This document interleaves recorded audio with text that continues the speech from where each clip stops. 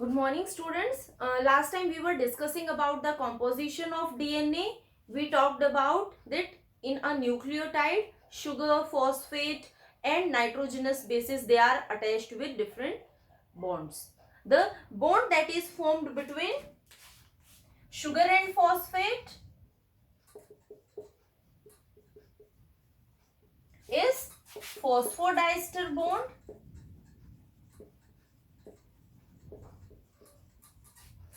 The bond that is formed between sugar and nitrogenous base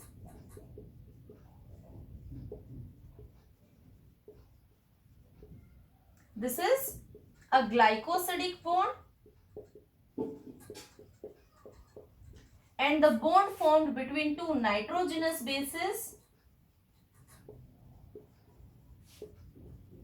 and that are a purine and a pyrimidine is hydrogen bond.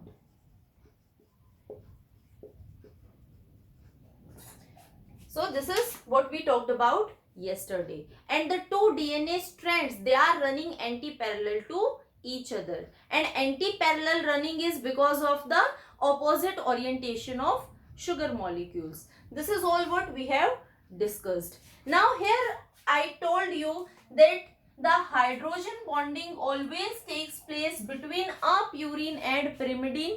Neither two purines are going to form hydrogen bonding, or neither two pyrimidines are going to form hydrogen bonding.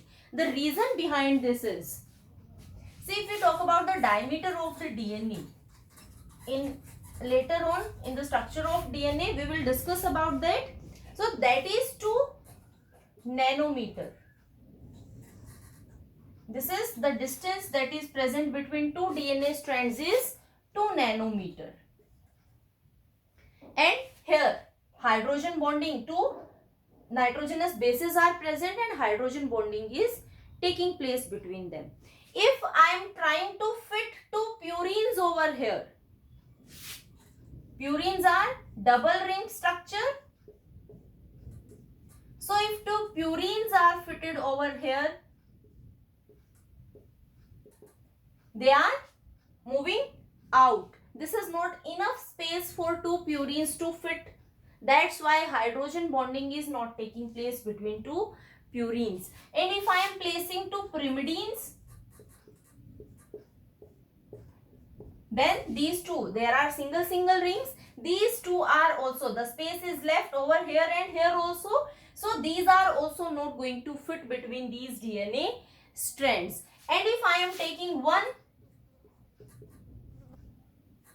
purine and one pyrimidine that is properly fitting in this much space, plus they are properly oriented. The orientation is particular between a purine and pyrimidine, and this proper orientation is helping them to form hydrogen bonding. So their orientation is helping them in the formation of hydrogen bonding. That's why always a purine is going to bind with the pyrimidine, and this is specific. Adenine is always going to form two hydrogen bonds with thymine, and cytosine, or you can say guanine, is going to form three hydrogen bonds with cytosine with guanine. This is how specific hydrogen bonding is taking place. And the two strands, because of this specific hydrogen bonding, the two strands are always complementary to each other. If I know the sequence, the nitrogenous base sequence present on one strand, I can easily find out the sequence that is present on the another strand. Reason? Because we know that one nitrogenous base is going to form a specific pairing with the another one. So this is how, this is known as, when hydrogen bonding is taking place between two nitrogenous bases, now this is known as a base pair. This is a base pair. This is one nitrogenous base, this is second one, and they are bonded with each other and they are going to form a base pair. This is something about DNA. Now let's talk about Chargaff rule. there was a scientist Erwin Chargaff.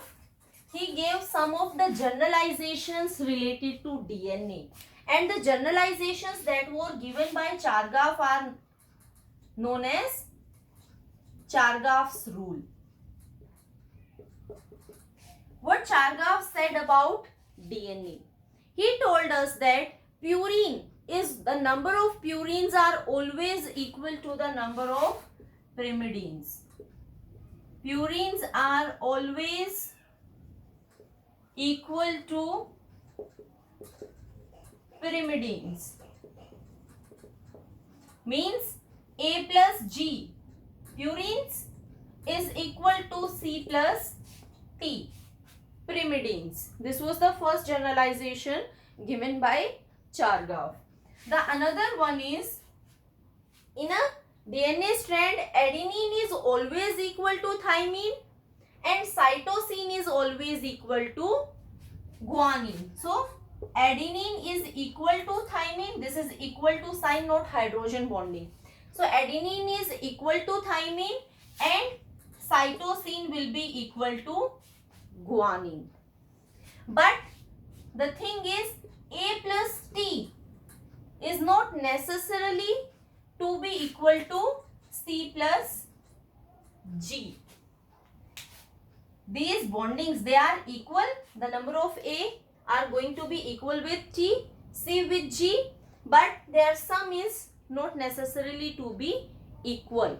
If I see a DNA sequence, human DNA sequence, then in human DNA sequence, the amount of A, adenine, that is present is 30.9%. Thymine is 29.4%. Guanine is 19.9% and cytosine is 19.8%. This is the composition of nitrogenous bases in human DNA. This is human DNA. Now another thing that was given by Chargaff is, the third generalization was that A plus T upon G plus C, their ratio is always going to be constant for a single species. Constant for a species, but it is going to vary from one species to another species. If we are going to take their ratio, for suppose I am talking about human beings, so for all the human beings that are surviving on Earth's surface, this ratio will be same. But if we compare human beings with some other species, we are going to see a change in this ratio. So for single species, it always remains constant and it will change from one species to another species. These were some of the generalizations that were given by Chargaff, and these are known as Chargaff rule.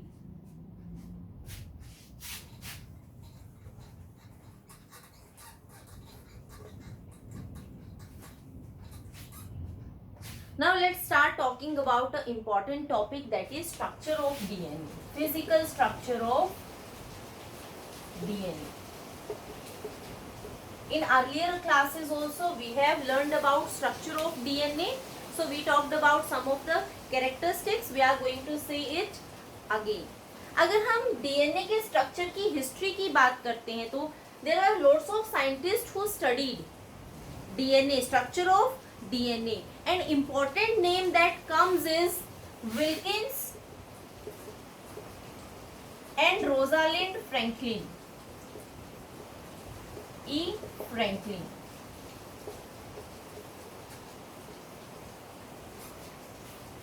They were working on the structure of DNA and they used X-ray diffraction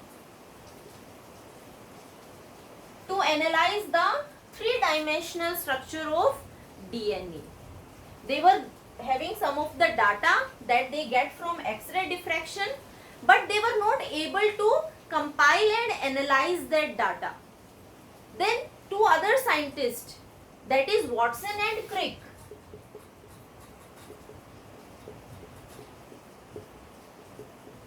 This all was happening in 1953. Watson and Crick, what they did, they didn't perform any experiment to analyze the structure of DNA. They used the data of Wilkins and Rosalind Franklin. That was by the method of X-ray diffraction, and by using their data, they generated a 3D model of DNA. So they are themselves not performed any of the experiment, and for this structure of DNA in 1962 they got Nobel Prize along with Wilkins. So today the structure of DNA which we discuss, that was given by Watson and Crick, and that is known as a double helical model. It's double helical model. So let's see what Watson and Crick told us about DNA structure.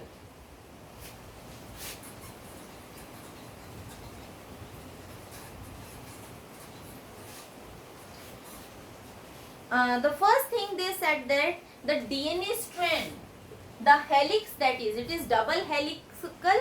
So the helix is formed by two DNA strands.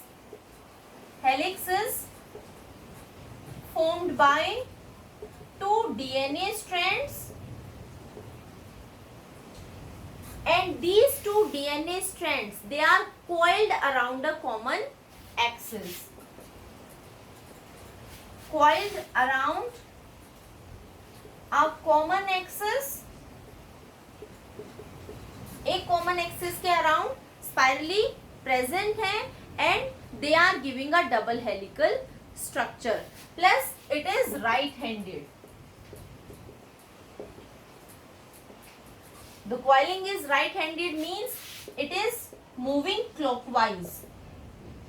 So this is how the two strands are helically coiled around a common axis and giving a right-handed appearance. When we talk about the diameter of DNA, the space, the distance that is present between two helices, it is 2 nanometer. Diameter is 2 nanometer. Now one helix, when one helix is completed, this helix is about 3.4 nanometer. So one complete spiral helix is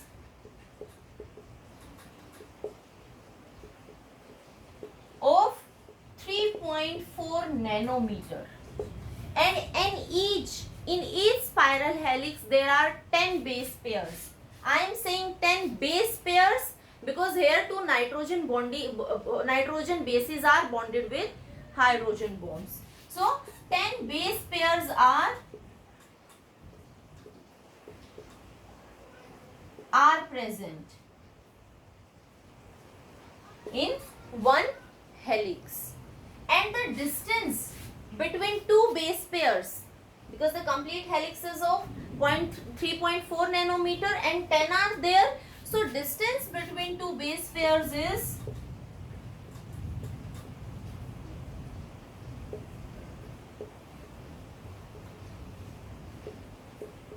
0.34 nanometer. When these helices are coiling, they are forming major and minor groove. In diagram, we will see how major and minor grooves are formed. So these were some of the things that were told by Watson and Crick by analyzing the X-ray diffraction, the result of X-ray diffraction that was done by Wilkins and Rosalind Franklin. So let's see these things in a simple representation.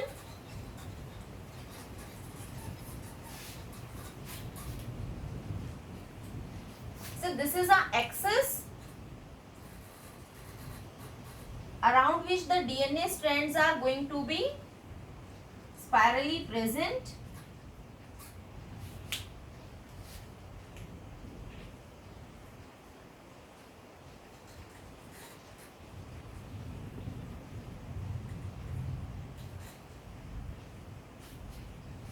these are two DNA strands, and this is how they are moving. The two strands are moving and giving a right-handed appearance. The diameter that is present, it is 2 nanometer, and one helix is of 3.4 nanometer, and in between there are 10 base pairs, 1 2 3 4 5 and 5 over here, 1. This is how 10 base pairs are present, and here two grooves are formed. This is a major groove and this is a minor groove. So two grooves are formed. It is almost 22 degree wide and it is 17 degree wide. So this is a major groove that is formed, and this is minor groove. If we see the distance between two nitrogenous base pairs over here, this is coming out to be 0.34 nanometer, because here the all over length is 3.4 nanometer. This is what Watson and Crick told about their DNA model. Now, this is when two DNA strands are attached, spirally coiled with each other. What happens when this DNA will be heated with some alkali or acid? Then denaturation takes place. When this DNA strand is heated in presence of some acid, then what will happen? These two strands, they are going to separate from each other. Separation takes place, and this separation of two by the breakage of hydrogen bonding. So here hydrogen bonds will break and two DNA strands will separate, and that is known as denaturation. Separation of two DNA strands after heat treatment. Now, when these two DNA strands are separate, again after coming to low temperature, when they are again get back to the lower temperature, these are again going to join or spirally coil, and this again leads to formation of hydrogen bonds, and that is known as renaturation. So one is denaturation, so DNA can be separated, the strands can be easily separated out and they can be easily renatured depending upon the temperature which we are providing to the DNA strands.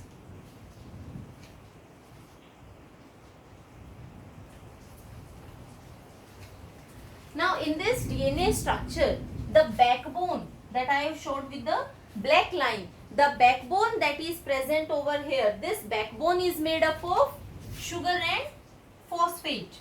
Here a sugar is present, phosphate, then a sugar, phosphate, sugar. Again same way, sugar is here, phosphate, sugar, phosphate, sugar. This is how this backbone is present, and this backbone is making the DNA stable, and in between hydrogen bonding is present between the base pairs. And we know these strands are running anti-parallel to each other. That means one strand is running in 5' to, this one is 3', and the another one is 3' to 5' direction. This is how these two DNA strands are running. Now out of these two strands, one strand is known as sense strand, or you can say sense DNA. The strand that is actually carrying the genetic information is the sense strand that is running from 5' to 3' direction. The another strand, that is 3' to 5' strand, is known as antisense strand. It is just complementary to the sense strand, and this sense strand is involved in the process of transcription. We will see during when we are going to talk about DNA copying, replication, transcription, how sense strand and antisense strands are functioning. Up to here we know this is the sense strand and this is the antisense strand. So this was all about the DNA double helical model that was explained by Watson and Crick. They talked about the model of the DNA. Other than this, they also told about DNA replication or DNA copying. They gave an idea that this DNA, after separation of the two strands, there will be DNA copying or DNA replication that is going to happen. So this all information was given by Watson and Crick. Now, if we talk about the length of the DNA, length of DNA is around 2.2 meters, and that is very big as compared to the nucleus. If we talk about the size of the nucleus and length of the DNA, there is huge difference that is between DNA length and nucleus. So we are going to talk about DNA packaging.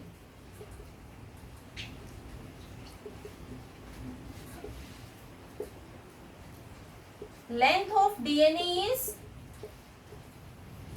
2.2 meters. And how this length can be find out? How we can find out the length of the DNA? Length of the DNA can simply be find out by total number of base pairs. Total number of base pairs that are present in DNA, that is around 6.6 into 10 raised to power 9, plus the distance that is present between two base pairs. The distance present between two base pairs is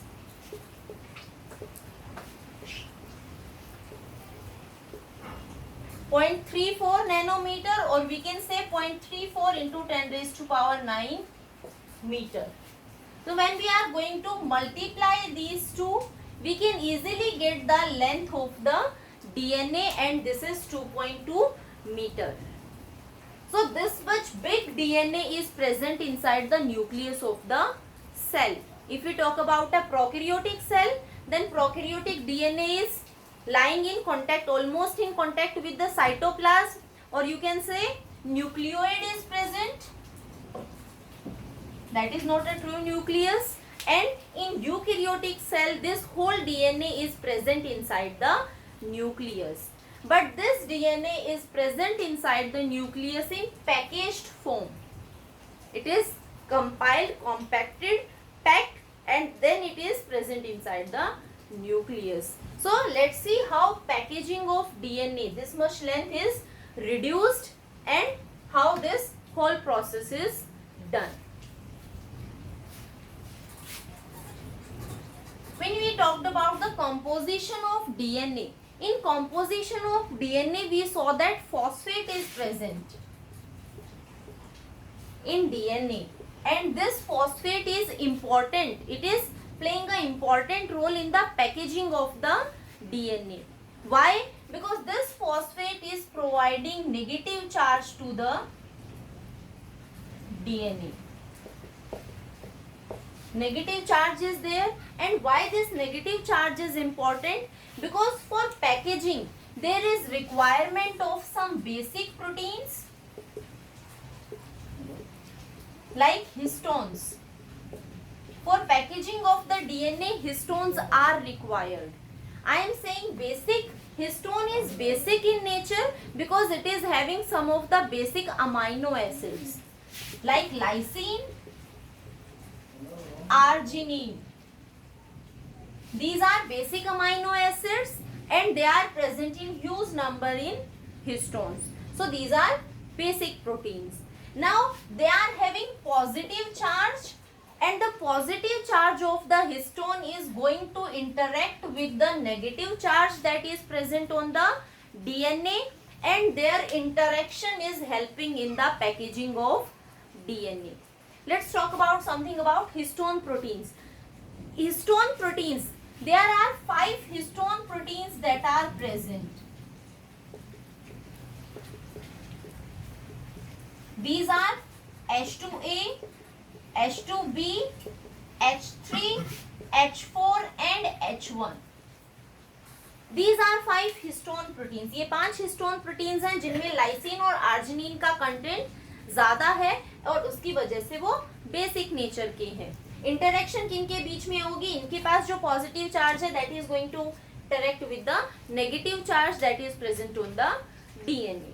अब यहाँ पर जो histone proteins है, out of these 5 histone proteins 4 histone proteins, these 4 histone proteins they are going to be present double in number. हर एक histone protein 2 बार present होगा and these are going to form a octamer. A circular structure will be formed because of the presence of these histone proteins और उसे हम क्या बोलते हैं? octamer बोलते हैं. A ball like structure will be formed. This is how a octamer is formed and this octamer is containing the histone proteins H2A, H2B, H3, H4. This is a histone octamer. And what is happening with this histone octamer? These histone octamers, they are arranged in a line and over these histone octamers DNA sequence is wrapped. This is how wrapping of DNA takes place over these octamers. This is DNA that is wrapped over this octamer and the structure that is formed, now formed. The structure is containing the, in the center histone octamer is present and over its surface DNA strand is wrapped. This is known as a nucleosome. This is a nucleosome. So this is how histones are helping in packaging of DNA. Now what happens with this histone that is left? This histone protein, how this is functioning? This histone protein is going to function like this way. Say I am decreasing the size. This is how octamers are present. Histone octamers. They appears like a bead on a string. And the DNA is wrapped over their surface.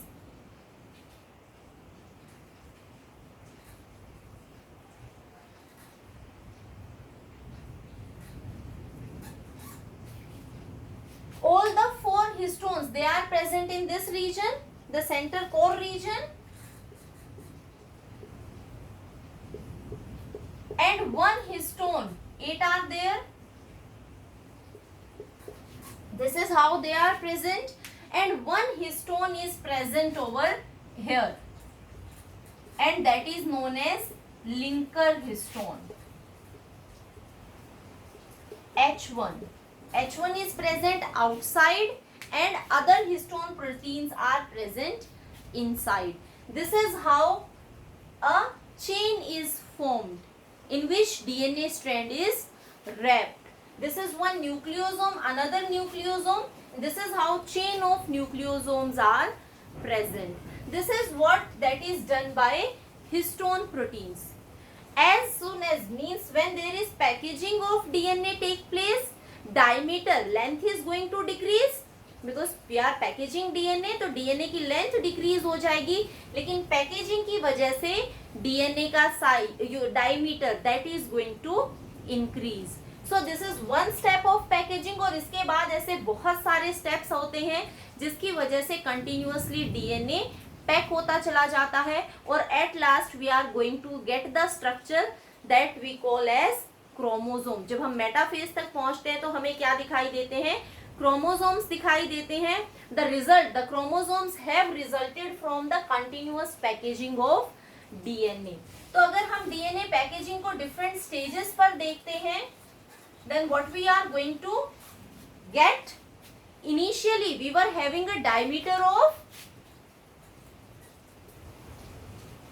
this was how DNA was appearing, and the diameter was 2 nanometer. From here we started. Then after this what happened? Nucleosomes were formed. This is how the packaging took place. The DNA was wrapped, and here the diameter increased and it was 11 nanometer. This was the diameter increased, length is going to decrease. Now again in next stage, this is going to form a solenoid model. Furthermore, compacting is going to take place, and our solenoid model will be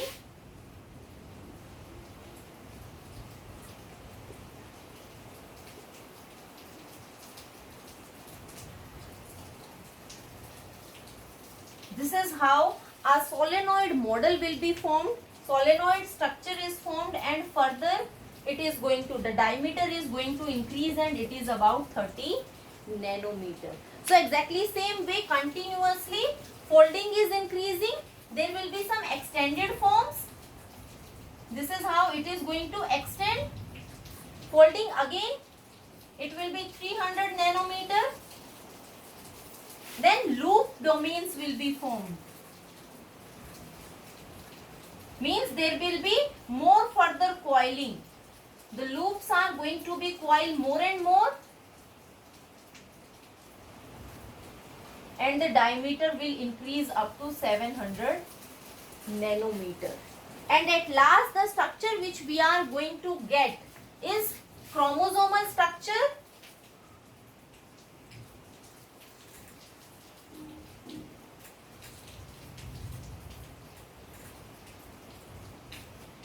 This is the structure in last which we are going to get with a diameter of 1400 nanometer. And if we zoom out, a small portion of chromosome, this is going to appear like this. So this is how a big size DNA has compactly packed in form of chromosome. Here we are getting chromosome at the metaphase state. Now these chromosomes, their diameter is more, but their length is very small, so they can easily reside inside the nucleus. So this is how chromosome packaging is taking place, and the most important role that is played in chromosome packaging is by basic proteins that are histones. Next time we will see different type of DNA that are present.